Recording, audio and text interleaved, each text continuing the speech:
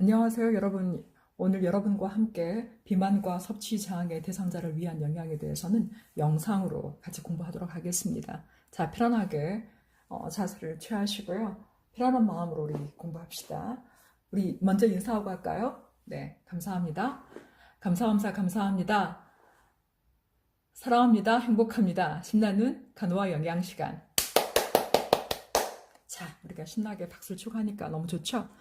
그럼 사전 지식을 한번 체크 한번 해볼까요? 1번, 생활 양식을 바로 변경할 준비가 되지 않은 BMI 30 초과한 사람은 체중 감량을 달성하기 위해 약물 치료가 필요하다. 맞습니까? 네, 약물은 광범위한 생활 양식의 변화 요법을 대신하는 것이 아니라 병행되어야 되는 것이고, 먼저 약물을 섭취하기 전에 자기가 깨닫고 인지하고 인식해서 나는 라이프 스타일 자체를 변화시켜야 되겠다.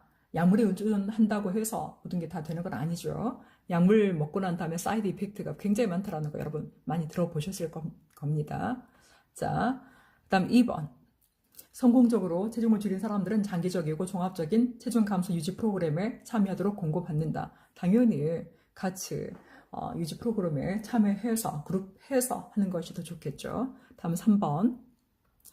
한 가지 전략만을 선택한다면 칼로리를 낮추는 것이 활동을 증가시키는 것보다 단기 체중 감소를 촉진하는데 더 효과적이다.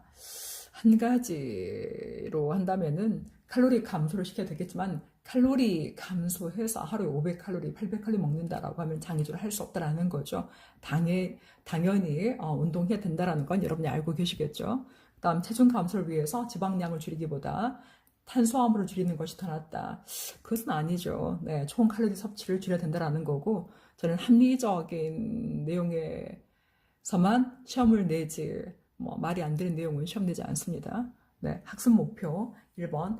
여기에서는 체질량 지수, BMI, 동반 질환, 변화할 준비가 되어 있는지 등 체중 감소에 대한 개인의 요구를 사정할 수 있다. 2번, 남성과 여성의 체중 감량 시기에 대한 일반적인 칼로리 목표를 설명할 수 있다. 또 3번, 체중 감소를 성공적으로 유지할 수 있는 사람의 특징을 토의할 수 있다. 4번, 체중 감소를 촉진하는 약물의 위험과 장점을 설명할 수 있다. 여기에 대해서 우리가 학습 내용은 비만 관련 내용이 의학이나 정신과, 심리학과 같이 다뤄야 된다는 거 여러분 다 알고 계시죠? 식욕 조절 문제라든지 신체상 장애라든지 정서 문제, 유사한 병인과 위험인자 등 모든 것들을 다 고려해야 된다는 것이고, 그 다음 비만의 원인과 합병증, 영양요법, 행동요법, 신체활동, 약물요법, 수술요법 등 치료적 접근법에 대한 것과 섭취장애 또한 영양요법에 대해서 공부하도록 하겠습니다. 다음 비만, 오비스티란 것은 무엇인가? 데피니션은 질병 위험과 조기 사망을 증가시키는 과도한 양의 지방 축적이라고 볼 수 있겠습니다. 국립건강연구소에서는 The National Institute of Health 이 기관에서는 과체중과 비만에 대한 그 정의를 어떻게 이제 내리냐면 사망률과 이환율, 병에 걸리는 그 관계를 보면서 인구 집단에서 어떤 상황일 때 병에 걸리고 또한 이 병이 사망으로 이어지는가라는 것들을 연구해서 정의를 내린다라는 것이죠. 여기에서 과체중은 25에서 30 정도 미만에서 건강 문제가 발생할 위험이 증가되고 있는 것으로 되어 있고 저체중인 경우도 증가됩니다. 그리고 이제 비만에서 1, 2, 3 클래스가 있는데 고도 비만인 경우는 극도로 높아진다는 것은 다 알고 있습니다. 근데 과연 과체중을 어느 정도로 할 것인지 정상 체중은 18.5에서 25 정도로 거의 이제 보거든요. 그렇지만 과체중을 어느 정도로 할 것인지 비만을 어느 정도로 이제 선을 그을 것인지는 이제 나라마다 다 다르다라는 것이죠. 아시아에는 여기에서 보면 더 낮은 BMI에서 건강 위험이 시작된다고 증거를 제시하기 때문에 중국은 BMI 28, 일본은 25를 비만에 대한 경계로 보았고 WHO, World Health Organization 여기에서는 WHO에서는 아시아인에게 27.5를 비만에 대한 경계로 제한했습니다. 그래서 각 나라마다 다 다른데 왜 중국은 더 큰 나라인데 28, 일본은 재팬은 작은 나라인데 왜 25를 비만에 대한 경계로 보았는지 여러분 잘 모르시죠? 아무튼 비만에 대한 경계를 많은 말이 있습니다. 네, 제약회사에서 결정짓는다라는 말도 있습니다. 왜냐하면은 어느 정도를 비만을 할 것인지 해서 나머지 모든 사람들을 자기가 비만하다고 인식을 하게 하고 또한 비만하다고 인식한 사람들은 뭐 약을 사서 먹는다든지 뭔가 무슨 요법을 하겠잖아요. 그래서 그 이익금을 챙기는 기관들이 많이 있습니까? 없습니까? 네, 너무나 많다라는 거죠. 네, 일본은 25를 비만으로 했네요. 네. 아무튼, 네, 너무 심한 것 같아요. 네. 다음에 이제 여기서 보면요. 20에서 74세 남성, 여성, 성인의 과체중 비만, 고도 비만 경향을 봤는데 2012년도 이때 이것은 남성이고요. 이 점선은 여성인데 남성은 40% 정도가 지금 과체중, 다음에 비만은 30%가 넘었습니다. 그리고 고도 비만은 한 5%, 이 정도쯤 이렇게 봤는데 여성인 경우는 과체중이 한 30%, 비만인 경우가 거의 40% 육박할 정도로 한 38% 정도 되는 것 같고요. 그럼 고도 비만이다라고 하면은 10% 육박한 한 8% 정도를 보이고 있습니다. 이것은 우리나라가 아니라 미국이다라는 거 여러분 네, 감안하시기 바랍니다.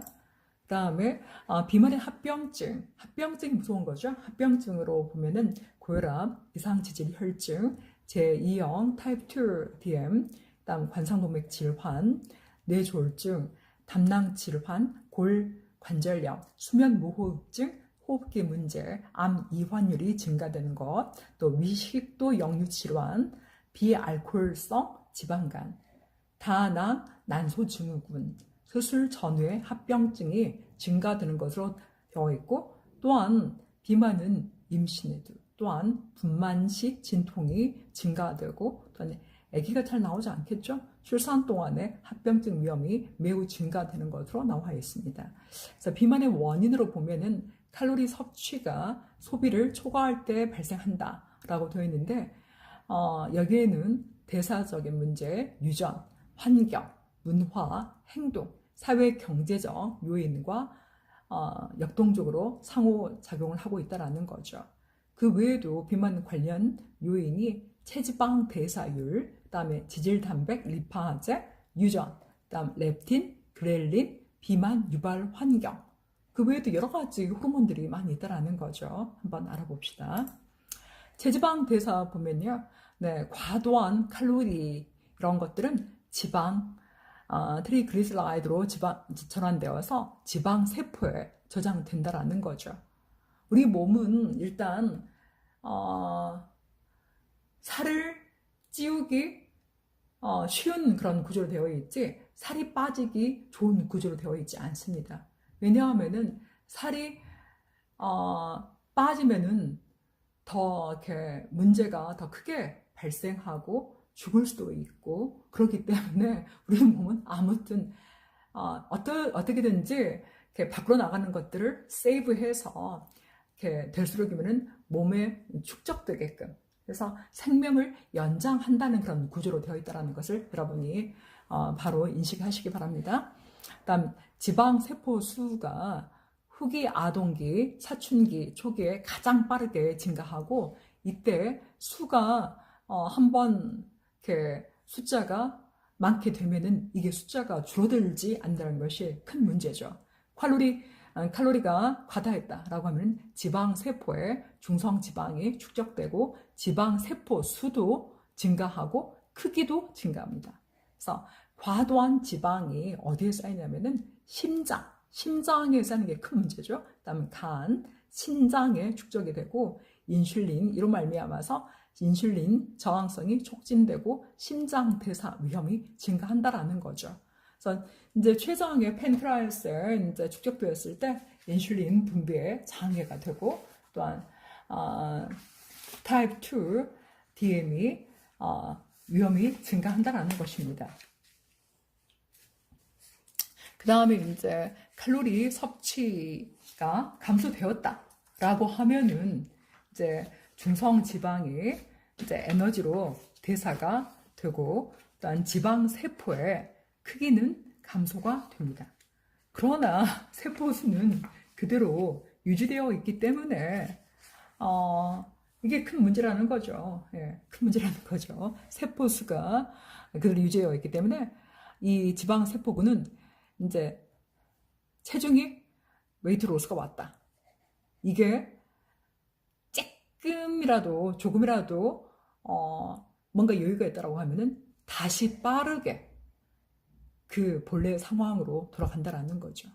그래서 이 청소년기 지방 세포 수가 과도하게 축적되지 않도록 예방해야 되는 거고, 이것은 인생 후기에 비만을 예방하는 역할을 합니다.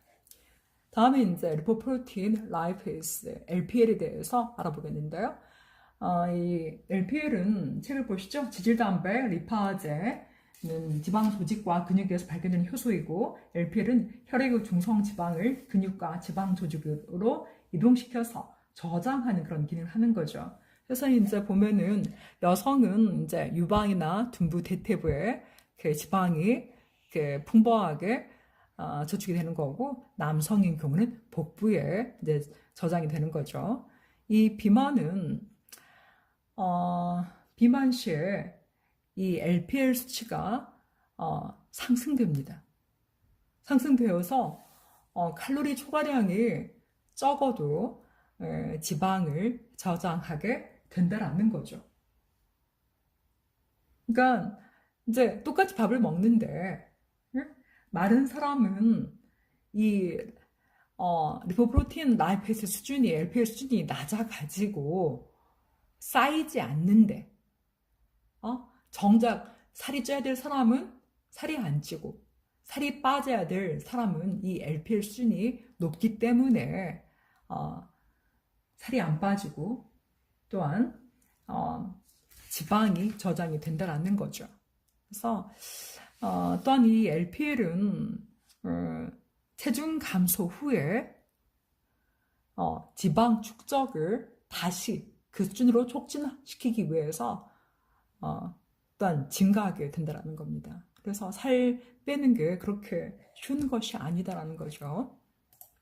다음에 이제 설정점, 셋 포인트 뒤에 설정 이론이 있는데요. 신체는 칼로리 섭취가 과도했다. 그러면은 체중 증가를 예방하는 것보다 칼로리 제한할 때 체중 감소 예방에 효과적이다. 이게 무슨 말이냐면 체중 느는 건 별로 신체가 관심이 없고 그래 늘어서 나중에 써먹지라고 생각하게 된다는 거고, 칼로리가 줄어가지고 체중이 감소되게 된다라는 것에 대해서 굉장히 민감하게 반응하게 된다는 거죠. 그래서 과도한 칼로리 섭취 시에 이런 경우는 신체의 설정점이 더 높은 체중으로 변경된다는 거죠. 그래서 이제 자기가 나는 정상이 60kg가 아니라 70kg야 라고 생각해서 비만인 경우 체중 감소가 어렵다라는 거죠. 일단 정상적으로는 60kg 정도가 정상인데 몸에서 인식을 나는 60kg가 아니라 70kg가 나의 정상 체중이야 라고 인지가 달라진다라는 거죠. 그래서 저칼로리 섭취하게 됐다라고 하면은, 그러니까는 살을 빼기 위해서 2000칼로리를 먹어야 될 사람이